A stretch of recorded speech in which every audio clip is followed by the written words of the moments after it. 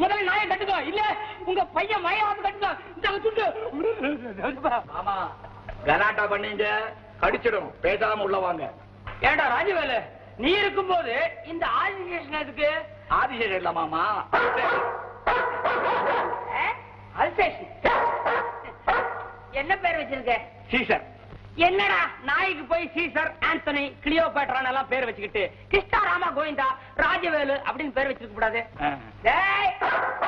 Caesar, நீ கடிக்க மாட்டிய? கடிக்காது மாமா.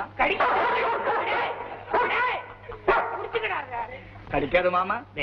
அப்படி நெஞ்சில காலை வச்சு கொல்லப்புறத்துக்கு தூக்கிட்டு போய் கழுத்தை புடிச்சு நைசா ஒரு கோதர. ஏண்டா பேசாம இந்த நாய பக்கத்து குடிசைக்கு அனுப்புறதானே? ஏன் மாமா? அந்த பையனுங்க என் பையனுக்கு குத்துச்சண்டை சொல்லித்தரேன்னு சொல்லி மூக்க உடைச்சு விட்டாருங்க. உடம்புல இருக்கிற ரத்தம் பூரா மூக்கு வழியா வெளியே வந்துருச்சு. ஏன்னு கேட்க முடியல. சின்ன பண்ணியா வழிய, சின்ன பண்ணியா வழியான்னு வாசல வந்து சத்தம் போடுறான்.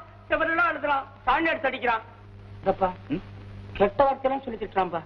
இதுக்கு தண்டத்துக்கான நீ ஏன் இங்க தீனி போடுற? அங்க அனுப்ப. அவங்களாலதான் எனக்கும் தலைவலி.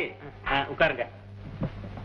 என்ன பண்ண, இந்த குடிசையை ஒழிக்கிறதுக்கு ஒரு நல்ல வழி சொல்லுங்களேன். இந்த பயலுங்க தூங்குற சமயம் பார்த்து கொளுத்த வேண்டியதான். ஏன்டாடா கொளுத்துறதுலயும் எரிக்கிறதுலயுமே இருந்துட்டு இருக்கிற பெரிய பண்ண, இதுக்கெல்லாம் நான் ஒரு ஏற்பாடு பண்ணிருக்கிறேன். சாம்பிராணி போறேன்டா, நிக்கிறியா கழுத? அது சரியா? அந்த தலைவலிக்கு மருந்து. ஆமா, மேசிய வளர்த்திருக்கிறீங்க, அறிவை வளர்க்க மாட்டேங்கிறீங்க. இந்த மாணிக்க பைய தங்கச்சி காவேரி கல்யாணத்துக்கு 2000 கொடுத்து 3000 எழுதி வாங்கிட்டீங்களே, அந்த ப்ராமிசரி நோட்டு நம்ம கைவசம் தானே வச்சிருக்கீங்க? வச்சிருக்கேன் ஐயா. அதை வச்சுக்கிட்டு நாக்க வலிக்கிறதா? ஐயோ, நாக்க வலிக்கிறதுக்கு வேப்பங்குச்சி தான் வேணாம்.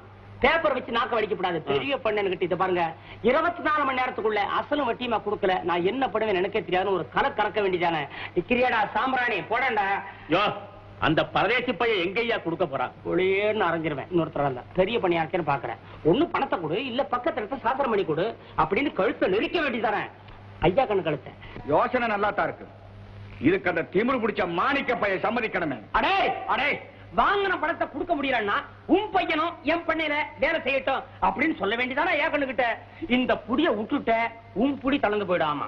அந்த மாணிக்கம் பயிர வளைச்சு புடிச்சு வேலையில போட்டு கசக்கி புளிஞ்சு சாறு எடுத்துடலாம். அடே, நீதான் எடுப்பியடா சாரு. எத்தனை சாத்துக்குடி புளிஞ்சிருக்கிற. இத்த பாரு, இத்த விட்டுட்ட அவ்வளவுதான். அவன் எதிர்ப்ப சமாளிக்கிறதுக்கு வேற வழியே கிடையாது. இதே பண்ணிட்டு இருப்ப. இதுக்குத்தான் சின்ன பெண்ணு சிங்காரத்துக்கிட்ட யோஜனை கேட்கணுங்கிறது. சாம்ராணி வெத்தலை பட்டி, நானு இதுவரைக்கும் யோசனை சொல்லி யாருமே வீண் போனதில்லை. நான் யாருக்கு சொல்றதும் இல்ல.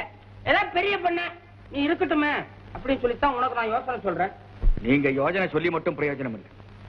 ஐயா கண்ணு அப்பா காலை பிடிக்கும் போது ரகசியமா கேட்பான், அழுமா, எஜமா காப்பாத்துங்க.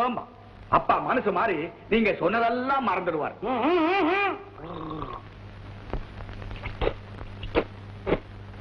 மறந்துட்டா காலம் பூரா அவசரம்.